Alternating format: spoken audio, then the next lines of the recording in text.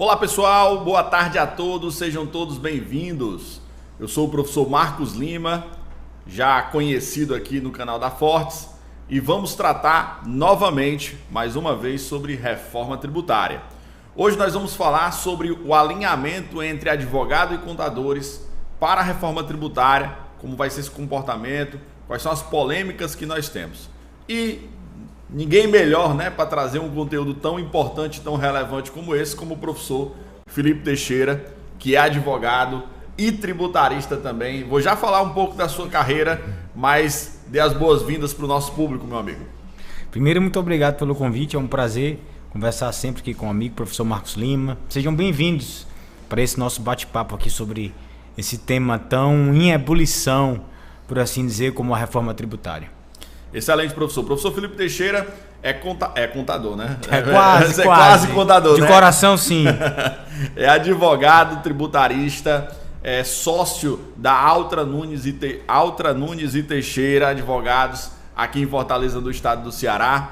Também é professor de MBA e ministra aula aí por todas as capitais do Brasil e mestre em Direito. Além, né, de conselheiro fiscal do Fortaleza Esporte Clube. Pensei que você não ia falar. Essa é a Fortaleza parte mais Esporte importante. Clube, que está no Z4 atualmente, né? Por enquanto, isso é passageiro, normal. Professor, seja bem-vindo e vamos tratar dessas pequenas nuances entre advogados e contadores. E eu confesso, tá, professor? Quando a gente começa a ler a lei complementar 214, a gente trava, pelo menos nós enquanto contadores, em algumas nomenclaturas que não são muito amigáveis para nós enquanto contadores e não estávamos acostumados. Então eu quero começar com essa percepção introdutória. O que você entende, vindo da reforma tributária, do arcabouço normativo, né? Como é que você acha que a nível operacional a gente vai conseguir interpretar? Tem pequenos constrangimentos que a gente possa sofrer, pelo menos nesse início. Qual é a sua visão enquanto advogado, falando para contadores, que eu sei que você tem bastante experiência? Sim, Marcos, primeiro dizer que eu acho muito saudável, eu sou um grande entusiasta dessa relação, dessa parceria entre advogados e contadores. Principalmente quando a gente está tratando de tributo, de direito tributário. Direito tributário e contabilidade são dois ramos que andam muito juntos, andam muito em conjunto, né? Lá na Comissão de Direito Contábil, na OAB aqui do Ceará, da qual eu tenho a honra de ser vice-presidente, presidida pelo professor Felipe Guerra, a gente trata muito disso, dessa intersecção entre a ciência da contabilidade e esse ramo da ciência do direito, que é o direito tributário. Então, é uma complementação muito grande. Então, quando o contribuinte, quando o cliente tem essa proximidade do seu contador e do seu advogado, quem está ganhando é ele. É muito mais do que nós profissionais. Então, essa proximidade é muito salutar para o contribuinte. E você falando dessa dificuldade do contador com o arcabouço normativo, com essas novidades trazidas tanto pela emenda constitucional 132, que implementou no nosso ordenamento jurídico a dita reforma tributária por meio da reforma constitucional, quanto pela própria lei complementar 214, agora de 2025, que veio traçar essas normas gerais referentes à reforma. Isso não é um problema só dos contadores. Eu estava ontem, inclusive, eu concedi uma entrevista para a Jovem Pan aqui em Fortaleza, conversando com um querido amigo radialista Tiago Lima, e ele falando que estava muito confuso com essa questão do IOF, né? Não estava mais entendendo nada do que estava acontecendo com o IOF. Uma hora aumenta, depois vem outro decreto e baixa, daqui a pouco vem outra medida provisória e promove aumentos de outros tributos, dessa vez mais voltados para as aplicações financeiras. E eu falei para ele: olha, Thiago, isso não é uma coisa só sua ou só de quem não é da área. Muitas vezes até nós mesmos, que eu tenho 17 anos de formado, né? Mais o tempo de estágio já vai mais de 20 anos atuando na área tributária. E muitas vezes a gente se pega em situações em que temos dúvidas, né? O direito, por ser uma ciência aplicada, assim como a contabilidade, nos traz esse tipo de dúvida em relação, muitas vezes, à própria interpretação da norma. E, se tratando de reforma tributária, existe aí um tempero diferenciado, que é a questão da novidade. O Brasil, né, o direito brasileiro se notabilizou nas últimas décadas. Até quem fale isso, não quero aqui ser muito técnico, nem falar difícil, tá, pessoal? Nem trazer o juridiquês, até porque eu acho que a maioria, que a gente tá tentando evitar, né? A maioria do nosso público é de contador que está nos assistindo. Mas, ultimamente, os tribunais, as jurisprudências dos tribunais têm tido um papel muito preponderante no direito brasileiro. A gente fala de comolização do direito brasileiro.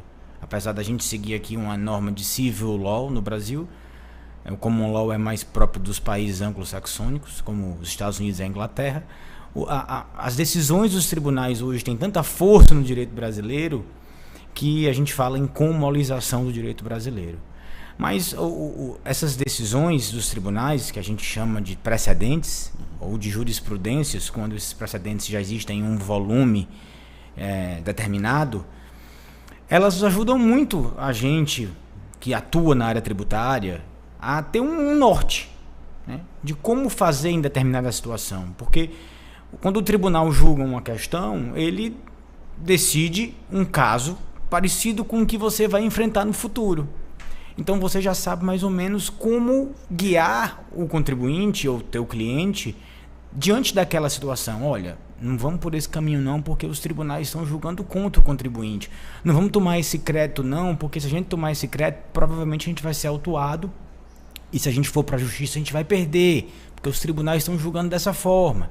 Então a gente vai criando uma cadeia de precedentes que vai nos dando, digamos assim, uma segurança jurídica na hora até de dar um parecer ou uma consultoria tributária para o contribuinte. Aqui, sem querer entrar numa questão de segurança ou insegurança jurídica, que é muito própria do Brasil também.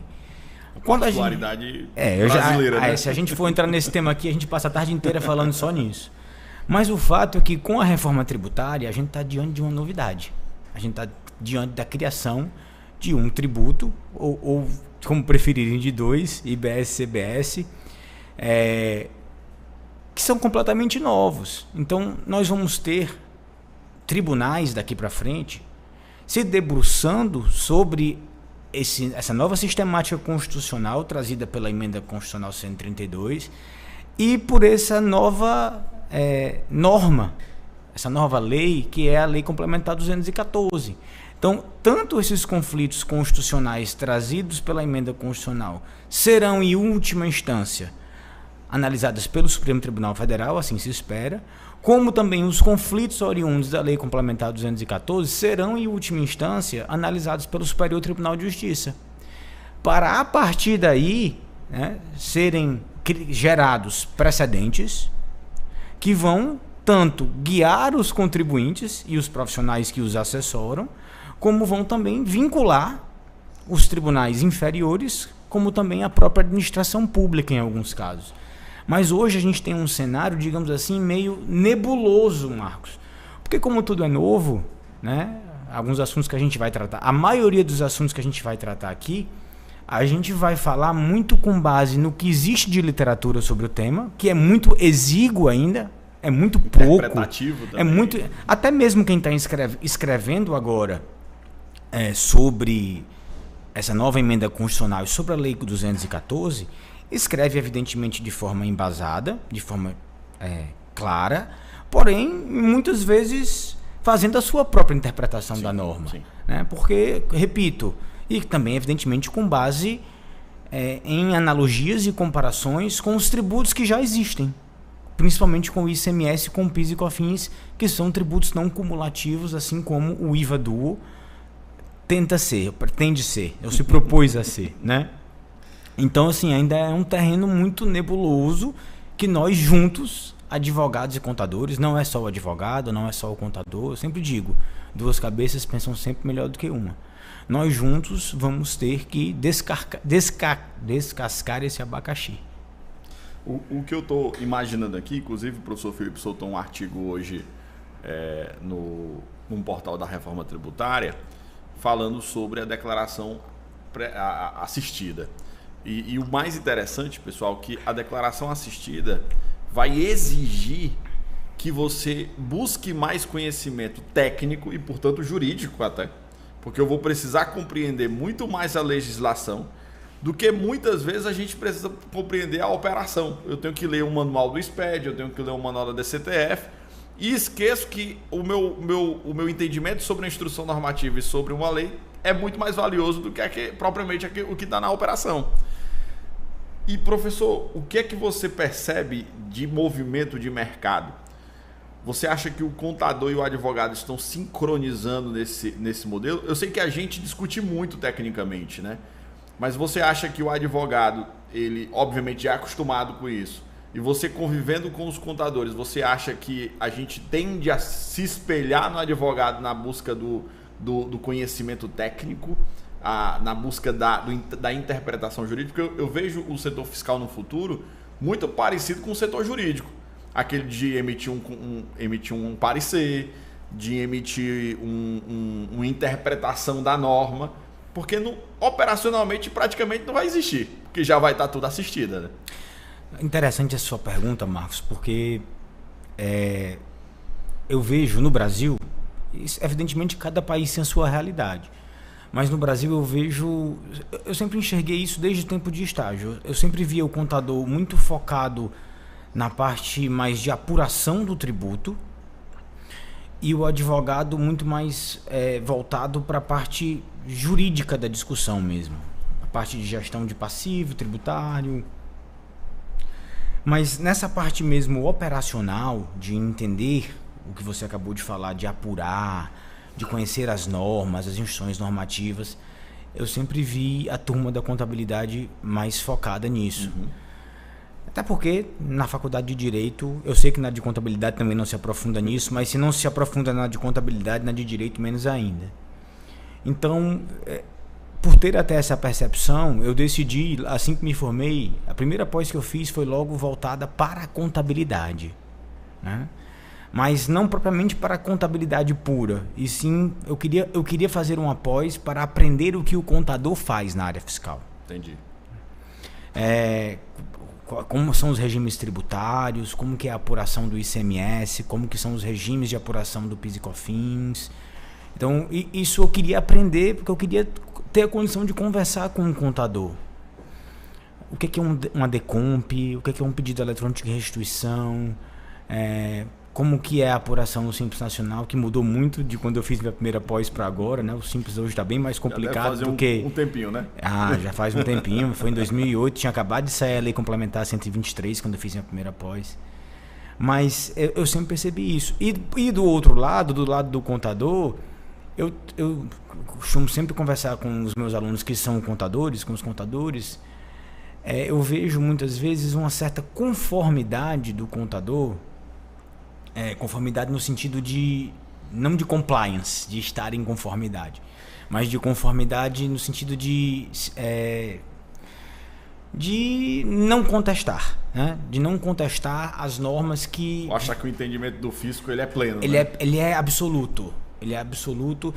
Se o papel do contador for sempre se contentar com todas as normas que vêm do fisco, ora, pessoal, é lógico e é natural que as normas oriundas do fisco, sejam por meio de instrução normativa, decreto, enfim, as normas infralegais, elas tenham um viés arrecadatório. Né? O fisco ele vai querer arrecadar, né, mas isso não quer dizer que também não sejam inconstitucionais, né? Ou ilegais, ou que estejam, enfim, ferindo alguma... Eu lembro vários casos em que a gente estava diante de uma violação expressa do ordenamento jurídico, estava claro que não devia ser recolhido e a empresa recolhia porque o profissional da contabilidade se conformava, o fisco está mandando, eu tenho que estar em conformidade, porque se eu não estiver em conformidade, o contribuinte vai ser autuado. Sim, é verdade. Mas, porém, contudo, todavia, você tem que buscar os meios legais de acabar com os efeitos daquela norma, nem que seja para o seu cliente, contestar aquela norma. Então, eu vejo do lado do contador também, professor Marcos, essa como é que eu estou tentando encontrar a palavra, assim, o eufemismo para a coisa. É uma falta de ação nesse sentido, se conforma muito, porque muitas vezes, e aqui puxando, por exemplo, para o entendimento federal, a Receita Federal tem um entendimento que vai contra o interesse do meu contribuinte, ou do meu cliente. é pelo pagamento de determinado tributo. Poxa, se a Receita Federal entende que eu devo pagar, como que o CARF entende? O CARF, apesar de ser um órgão vinculado ao Ministério da Fazenda, ele não é vinculado à Receita, são órgãos independentes. Em muitas situações, o CARF entende diferente da Receita. E essa percepção o contador não tem. A gente não entra nesse entendimento. Tudo bem, eu também não encontrei guarida no CARF. O CARF pensa igual à Receita. Eu tenho que continuar subindo o degrau. Então, como é que o judiciário pensa, então? Já que eu não consigo me socorrer na Receita e nem no CARF, será que eu encontro alguma solução para o contribuinte no judiciário? O contador geralmente para na primeira instância, digamos assim, que é a Receita, ou a Cefaz, ou a Secretaria de Finanças. Ele quer cumprir a norma e acabou. Mas se o nosso pensamento for sempre esse, de cumprir a norma, não é isso que o mercado quer hoje. O mercado quer um profissional que apresente solução. E é todo o nosso papo aqui. Não há como falar em gestão tributária, professor Marcos, se essa gestão tributária ela não tiver orientada para um impacto financeiro positivo dentro da organização. Se você estiver fazendo gestão tributária e essa gestão tributária não tiver nenhum tipo de impacto positivo na gestão, nos cofres da empresa, ela não é uma gestão tributária efetiva. Ela é uma gestão tributária que sem ela não faria qualquer diferença para o negócio. Então, gestão tributária, gestão de processos internos, tudo tem que ser voltado para que haja um impacto financeiro para o cliente. Eu hoje mesmo estava vendo no Instagram, e aí eu até mandei para o professor Felipe, apareceu uma determinada pessoa no Instagram dizendo que, poxa, você que é orientado pelo seu contador a abrir vários CNPJs, acho que você já deve ter até visto quem é. Eu já vi de tudo. Abrir vários CNPJs para que faça a tentativa de uma redução de custo tributário. E aí a gente se depara do seguinte, poxa, então o contador é visto dessa forma, é ele quem orienta esse tipo de ação, né? E na reforma tributária, você acha que vai continuar dessa forma, professor? O que é que eu acho em relação à reforma propriamente dita? Voltando aqui para o meu discurso acerca da necessidade de se enxergar a gestão tributária como algo que tem que impactar positivamente no caixa. A gestão, evidentemente que não é uma gestão que tem que impactar qualquer custo no caixa. Sim, qualquer custo. Não pode ser, não se pode pensar num planejamento tributário que vai colocar em risco a liberdade do contribuinte, muito menos que vai colocar o próprio profissional que fez o planejamento em risco. Não é disso que se trata. Não se trata de um resultado a qualquer custo. Não é disso que eu estou falando. Mas o que nós precisamos entender, principalmente a partir do que você falou da apuração assistida e do próprio split payment, né, são duas coisas muito claras. A maioria dos tributos no Brasil, e aqui eu me refiro ao imposto de renda, contribuição social, PIS, COFINS, ICMS, ISS, IPI, são tributos sujeitos ao chamado lançamento por homologação. Por homologação. Nessa modalidade de lançamento, o contribuinte tem todo o trabalho de reunir as informações, preencher as suas declarações, transmiti-las, fazer o pagamento que ele acha que deve fazer, e o fisco vai ter um prazo que é de 5 anos, está regulado lá no artigo 150, parágrafo 4º do Código Tributário Nacional, para dizer se concorda ou não com aquelas informações que foram prestadas pelo contribuinte e com o pagamento que foi realizado por aquele contribuinte. Essa é a regra. Rotina. Alguns outros tributos são lançados de ofício ou por declaração, mas a regra, pelo menos nos tributos do nosso dia a dia, é que o tributo seja sujeito a essa modalidade de lançamento. Não à toa, eu costumo falar, né? O Felipe nem gosta quando eu falo, o professor Felipe Guerra, que o contador virou um funcionário do fisco. Por esse motivo, porque são tantas obrigações acessórias que devem ser cumpridas para prestar essas informações ao fisco referente à ocorrência de fatos geradores de tributo e, inclusive, a cumprimentos de obrigações acessórias outras, como, por exemplo, a própria DME, né? Que trata ali de movimentação de valores em espécie, que não é propriamente de receita ou de faturamento, mas é de movimentação em espécie, só para dar um exemplo, que muitas vezes o contador se vê impossibilitado de fazer a sua atividade principal, que é auxiliar o empresário na tomada de decisão por meio do fornecimento de dados. essa, em tese, seria a atividade primordial do profissional da contabilidade. Contabilidade, aqui sem puxar para o setor fiscal. E mesmo dentro do setor fiscal, o que a gente tem que entender que pode mudar com essa reforma é justamente isso, Marcos. Porque o que se propõe, lembrando, não se está mexendo nessa reforma no imposto de renda e contribuição social. Nós estamos extinguindo tributo sobre consumo. Tributos PIS, COFINS, ICMS, ISS e IPI parcialmente. Ele ainda continua lá na Zona Franca. Pequena gambiarra. Né? Mas a gente extingue ICMS, ISS, PIS e COFINS. Então, em relação a esses tributos, com a entrada da CBS e o IBS e com a apuração assistida, vamos dizer que esse trabalho que hoje o profissional da contabilidade tem para fazer a apuração dos tributos, acabou. Acabou. Porque essa apuração já vai vir pronta, como se fosse hoje no imposto de renda uma declaração pré-preenchida, com uma diferença. Na declaração pré-preenchida do imposto de renda, que foi entregue agora há pouco tempo, o IR, né? Você tem a possibilidade de, se você nem quiser, você nem usa pré-preenchida. É uma opção de você utilizar as informações que já estão lá na declaração pré-preenchida. Mas se eu quiser começar minha declaração de imposto de renda do zero, eu começo. Sim.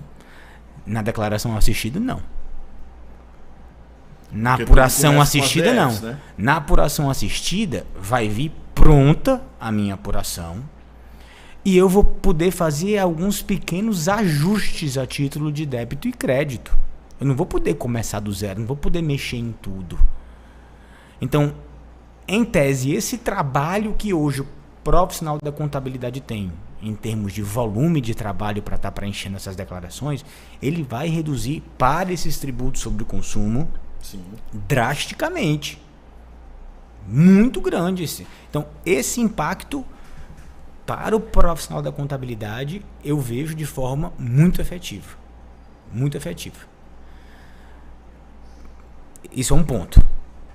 Mas tem outro ponto, que, mais uma vez, voltando sempre o olho para o impacto financeiro, que é a questão do split payment, que é justamente o pagamento do IVA dual, do IBS e da CBS no momento da liquidação financeira.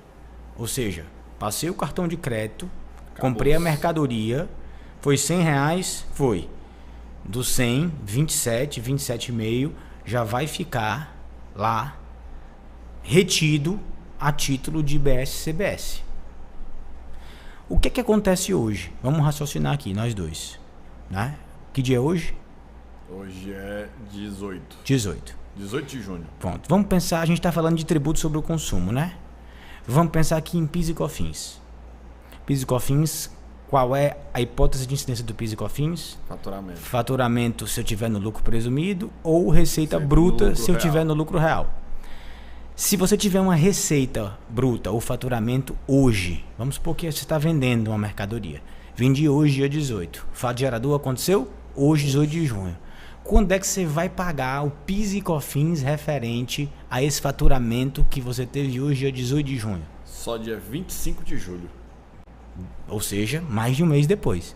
Eu estou colocando dia 18, mas se esse faturamento tivesse sido no dia 1º de junho? Um mês e meio, né? Um mês e meio depois. Isso é ou não fluxo de caixa? Totalmente. Isso é ganho financeiro. Eu estou falando de 45, 50 dias de fôlego de caixa. Agora isso mudou. Eu não vou ter mais esses 45, 50 ou no mínimo, sei lá, 25 dias, considerando, por exemplo, uma venda que eu faça no fim do mês, eu vou ter 25 dias para recolher esse tributo. Eu não vou ter mais esse prazo. Isso acabou, porque o tributo ele será recolhido na ocasião do pagamento por parte do comprador ou do tomador do serviço, do comprador da mercadoria ou do tomador do serviço do cliente. Então, isso aí, tem muita empresa hoje que funciona com base nesse fluxo. Contando com esse fluxo. No mínimo, né? Isso aí ele já bota na conta. Né? Esse fluxo não acontecerá, não haverá mais isso. Então, esse impacto nessa virada de chave, Marcos, isso é algo que tem que ser levado em consideração. Eu costumo brincar com... Tem alguns advogados que são meus parceiros que trabalham nessa área de recuperação judicial que eles falam, mas isso vai ser bom para mim. Porque tem muita gente que vai quebrar. nessa virada de chave, não vai ter mais... RJ. Não vai conseguir. Mas percebam, às vezes a gente fica muito bitolado no tributo em si, na apuração, nas regras, no litígio, na gestão do passivo, e muitas vezes sem nos darmos conta que o nosso trabalho só existe porque ele tem um impacto importantíssimo sobre o caixa. Sobre o caixa. Mas perceba, para além disso, tem outra coisa que é determinante aqui, que para muitos está passando despercebido, que é o seguinte: hoje, vamos raciocinar mais uma vez nós dois aqui, e é bom que todo mundo faça esse raciocínio. Porque o que é que acontece na prática? 95% das empresas do Brasil não tem assessoria jurídica. O contador é tudo. O contador é advogado, psicólogo, médico, engenheiro, perito. Até padre. É tudo dentro da empresa. Então o contador ele precisa estar atento a isso, né? Para ser esse primeiro filtro, para, se for o caso, posteriormente direcionar o contribuinte para os parceiros que esse contador precisa ter. O contador precisa ter o feeling de dizer: não, comigo é só até aqui, daqui para frente eu não dou conta disso. Hoje, se uma empresa está passando por uma dificuldade de caixa, de fluxo de caixa, o que é que ela faz? Começa a cortar gastos. Essa é a primeira coisa. Mas quando a empresa está passando por... Quais são, nesse nível de prioridade? Para vamos lá. de pagar. Vamos lá, eu tenho 3 coisas para pagar: tributo, folha e fornecedor. O que é que eu paro de pagar primeiro? O tributo. Eu estou contando alguma mentira? Eu nem penso. Eu não estou dizendo que isso é certo. Auditores, não fiquem chateados comigo. Eu não estou dizendo que isso é certo. Estou dizendo que isso é uma realidade. Porque o fornecedor e a folha são, respectivamente, o coração e o pulmão da empresa. Se eu corto um desses dois, a empresa para. Aí eu não pago tributo de jeito nenhum se a empresa parar de funcionar. E com a reforma, com esse teu exemplo, deixar de pagar o tributo é prejudicar a cadeia subsequente. Com a reforma, deixar de pagar o tributo não vai ser mais uma possibilidade. Não vai ser uma opção. Porque com isso, você matou a charada agora. Com a reforma, com o split payment, que vai propiciar o recolhimento antecipado, como se fosse uma substituição tributária, um recolhimento na fonte do IBS-CBS, não recolher o tributo, declarar o tributo e não recolher, como acontece muito hoje no dia a dia das empresas, não será mais uma possibilidade. Ou seja, a empresa não poderá mais fazer dinheiro com o valor do tributo. O que é muito comum de acontecer hoje no dia a dia. A empresa declara o valor dos tributos, não recolhe, fica evidentemente sem certidão, vai sofrer execução fiscal, vai ser inscrita em dívida ativa, vai ser levada a protesto, mas ela fica ali fazendo a gestão daquele passivo, vai se segurando. Hoje, né? Até que a situação melhora e ela faz ali um parcelamento entra numa transação, vem um refis e ela... Mas ela, enquanto estava naquele momento de crise, ela pegou aquele valor que deveria ser... Ela não sonegou, ela declarou. Ela confessou a dívida. Ela disse: devo, não nego, pago quando puder. Né? Hoje isso não será mais possível de se fazer. Hoje, é evidente, Marcos, é bom que fique claro isso aqui. Esse é o melhor cenário? Lógico que não. O melhor cenário é o cenário em que as vendas estão acontecendo bem, sim, a minha margem é boa, o meu markup é excelente, eu tenho clientes, meu fluxo está show de bola e eu consigo pagar tudo. Mas nem sempre isso acontece. É meio que o fisco implantou um darwinismo tributário, né? Uma seleção, gostei. Uma seleção natural. Ontem eu estava falando sobre isso. Nessa mesma perspectiva, se eu sou do Simples e vendo para você que é uma empresa contribuinte regular, você só vai tomar crédito da minha parcela relacionada ao Simples, desde que eu não seja contribuinte regular também do IBS, da CBS. Mas o que é comum nas empresas do Simples, e para você, contador que está nos assistindo, sabe muito bem. Eu vendo, não pago o Simples Nacional e só deixo para fazer o parcelamento na virada do ano para poder renovar o Simples. Existe para quase todos os contadores que estão nos acompanhando. Você, como percebeu que eu não paguei, no mês seguinte, lá no dia 20, você não vai poder tomar crédito, mesmo daquela pequena parcela. Esse aí, Marcos, talvez uma das maiores controvérsias da Lei Complementar 214, que vai de encontro, vai contra, inclusive, ao atual entendimento do STJ. Porque qual a nossa realidade hoje, né?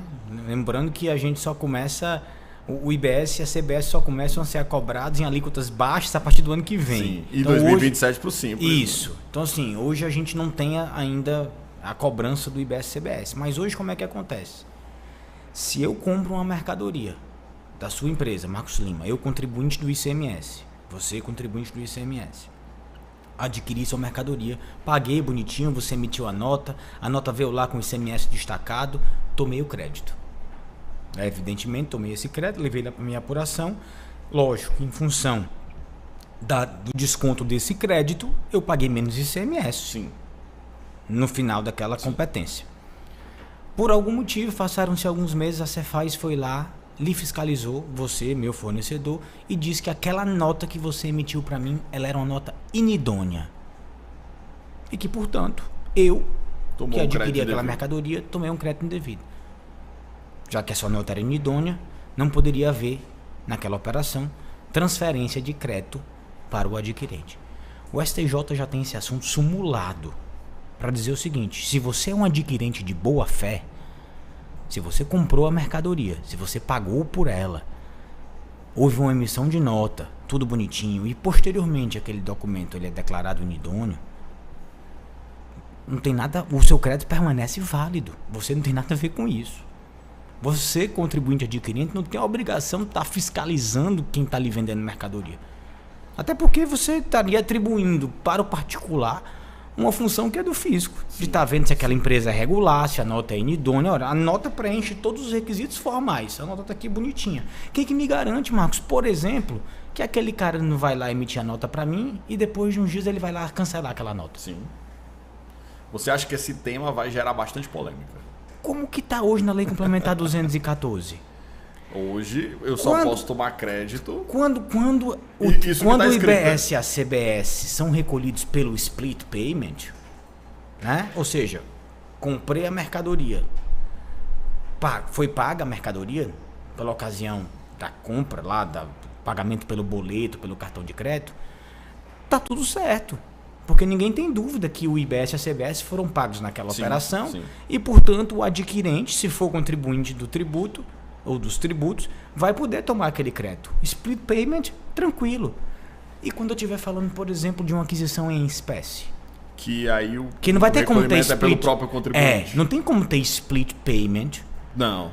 Num recolhimento em espécie. É o caso do Simples Nacional, que eu vou recolher o IBS-CBS dentro do Simples. E você só vai ver na assistida no mês seguinte. O que é que a legislação está dizendo? No caso, por exemplo, em que há um pagamento em espécie. Olha, quando você estiver comprando uma mercadoria em espécie, o vendedor vai tirar a nota para você, mas você só vai poder tomar o crédito de... Vamos supor, eu comprei lá por R$1.000 uma mercadoria sua.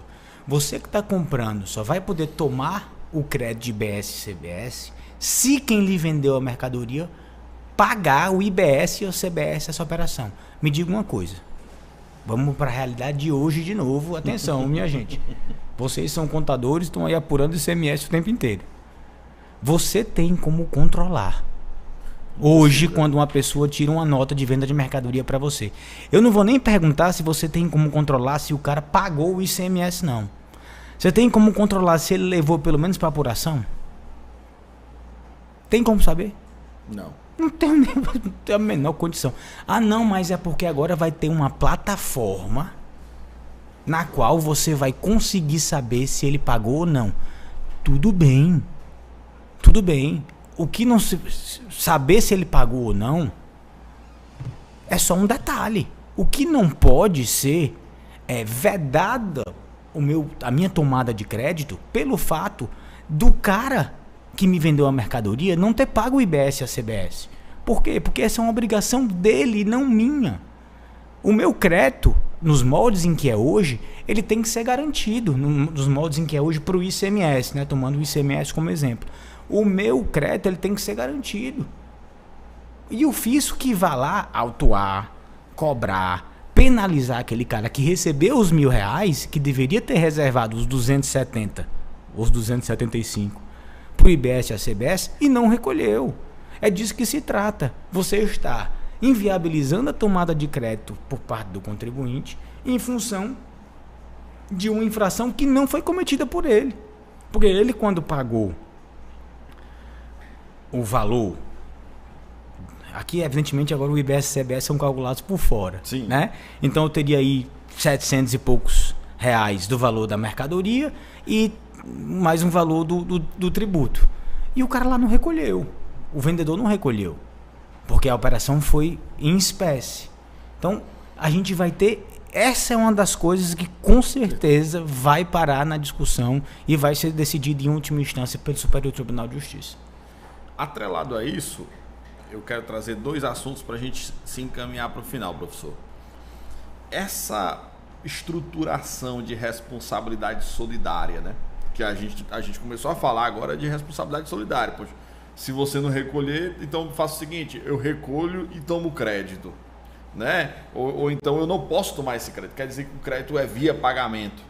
A gente está falando muito de uma apuração meio que híbrida ali. O débito na competência e o crédito na medida em que se paga. A responsabilidade solidária, nesse caso, que vai acontecer também, inclusive, com as plataformas digitais, você acha que vai gerar muito litígio? O contador, como você disse no começo e a gente tratou, o contador, nós estamos muito atrelados, poxa, o que é que o fisco entende? Mas esse ponto vai ser um ponto de litígio no futuro? Se a gente for analisar a fundo esse artigo que trata aí da responsabilização solidária, que eu não lembro mais agora qual é o número do artigo, assim como também um artigo que trata das chamadas partes relacionadas, nessa lei complementar 214, nós vamos perceber que o que o legislador complementar tentou fazer foi basicamente criar uma cadeia de fiscalização. De autofiscalização.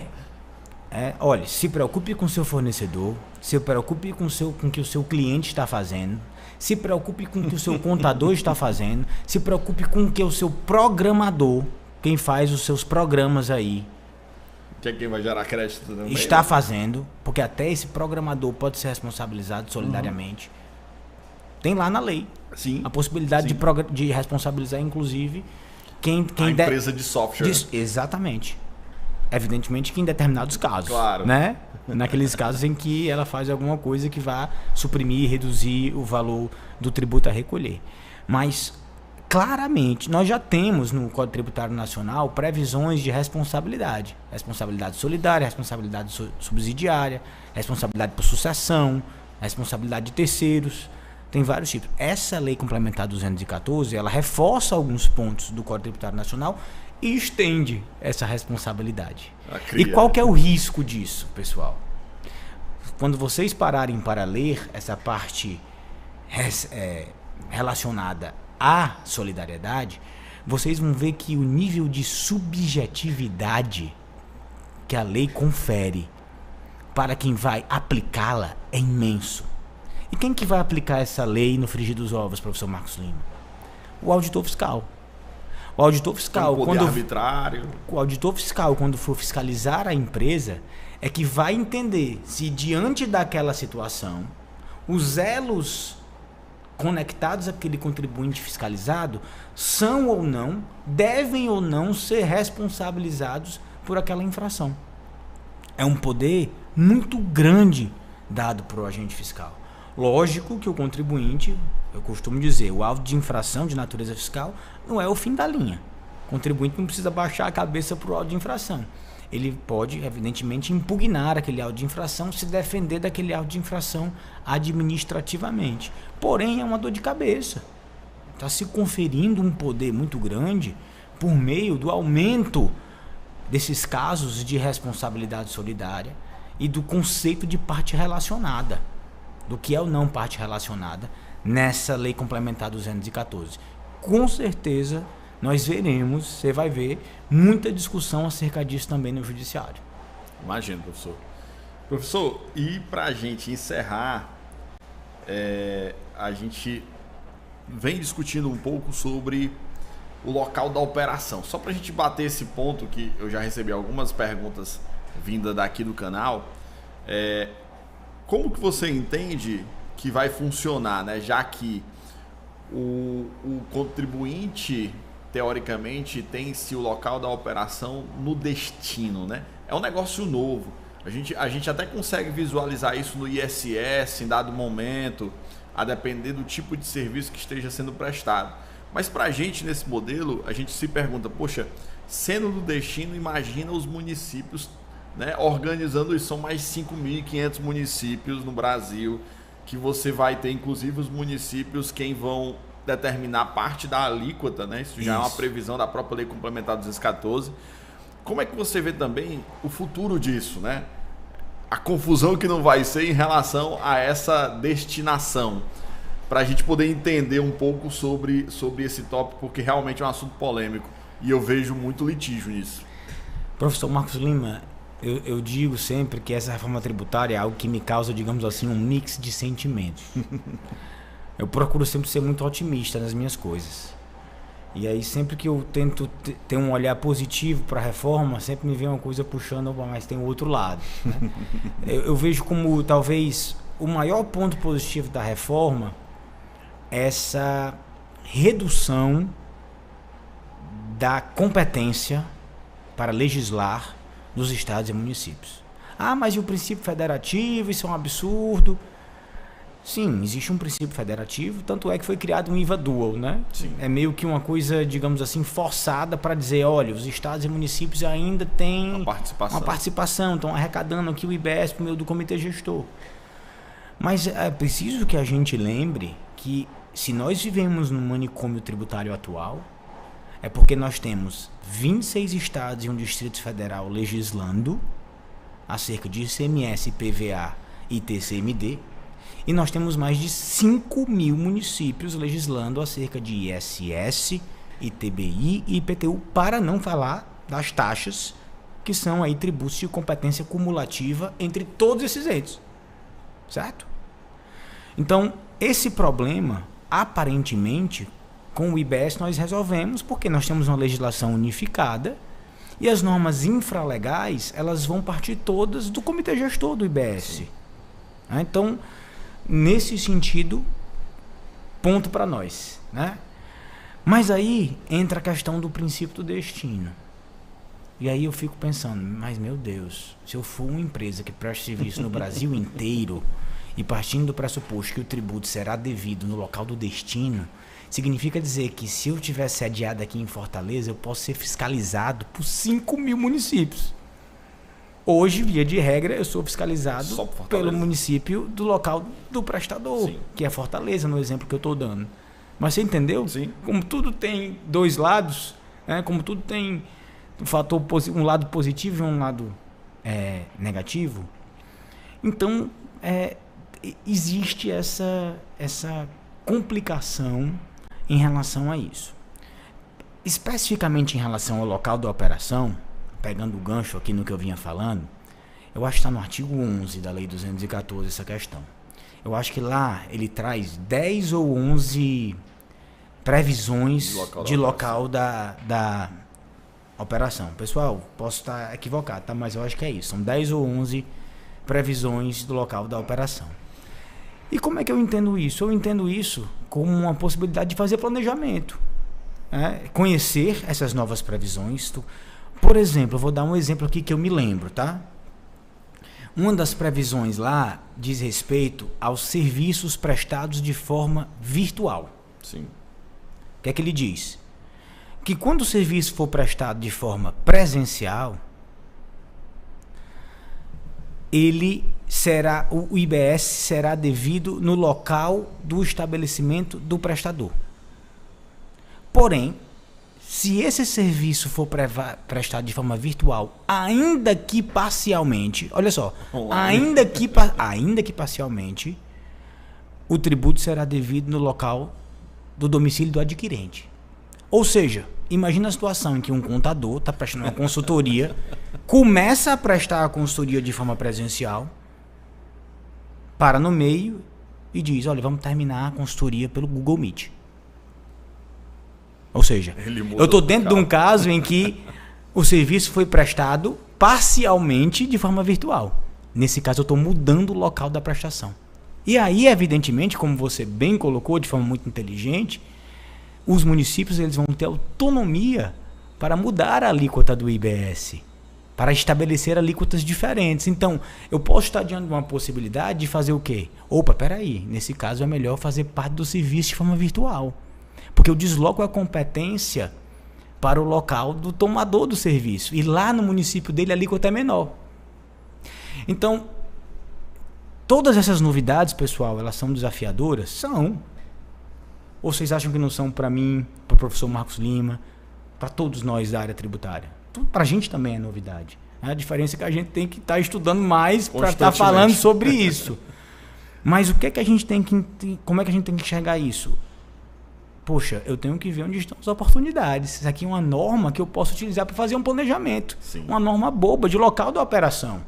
Né? Sim. Opa, está lá no artigo 11. Eu falo, mas peraí, se eu fizer isso aqui, eu posso deslocar a competência. Evidentemente, ninguém vai fraudar. Sim. Eu prestei o serviço presencial e vou dizer que foi virtual. Não.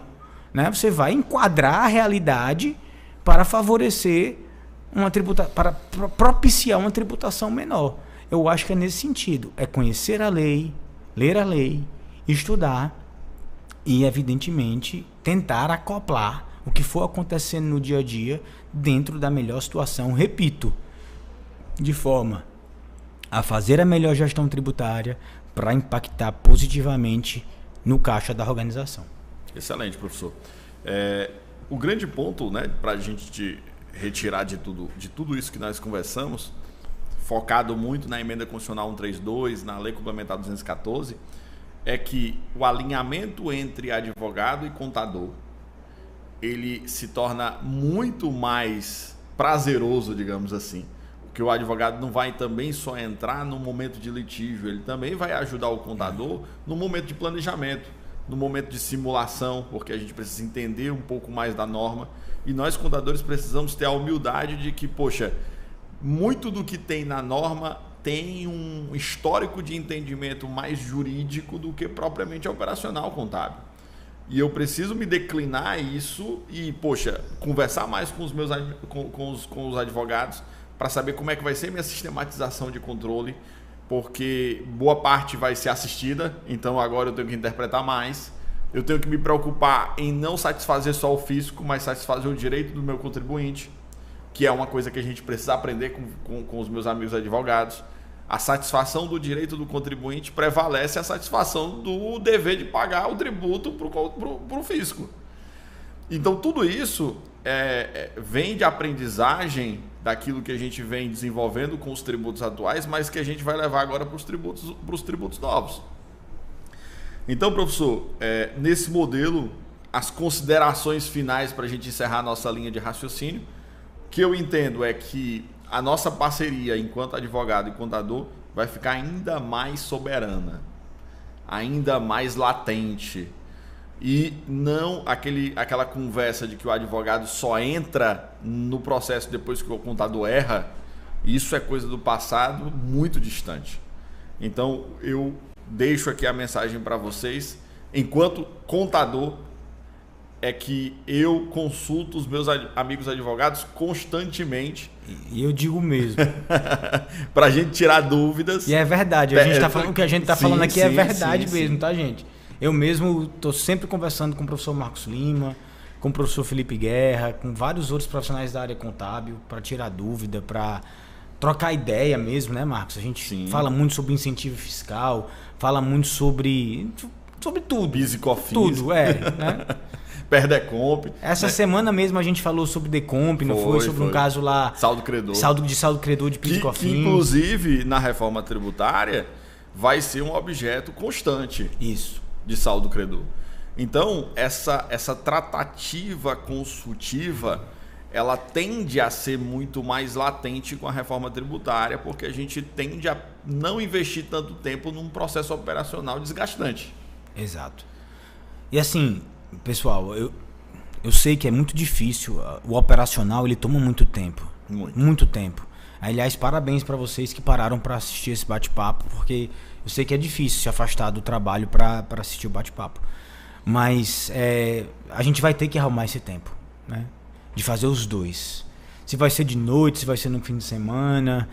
Mas não tem jeito, gente. A gente é profissional da área, a gente lida com a vida e com o patrimônio dos contribuintes, das pessoas, e isso é uma profissão que exige muita responsabilidade da gente. A gente tem que estar preparado para esses desafios.